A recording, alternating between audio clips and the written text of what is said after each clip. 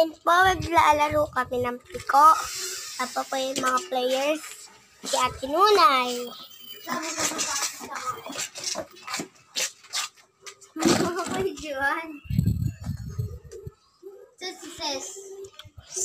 Ate Princess wala pa. Candidate number 2, Prince.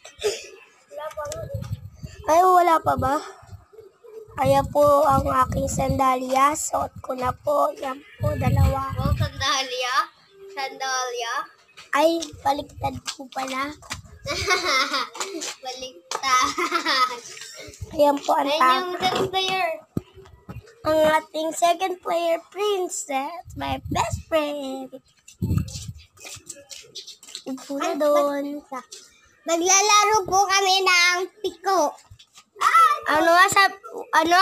Kuha kayo ng uling. Uling. Kuha kayo uling. Uling daw. Meron din doon. Madami pa yan. Yan po yung isa kong best friend. Hello guys, maglalaro po kami ng piko.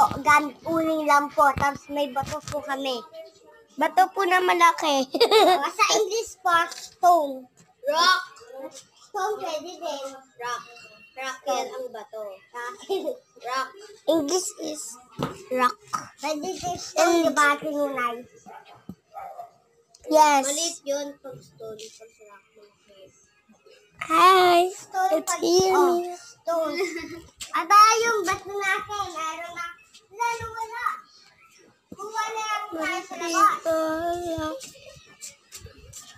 Di ko gusto yung sapatos ko. So ouchie. Sarot. Ang candidate number 3 natin wala pa. Sino? Kuya Jude. Nonoche.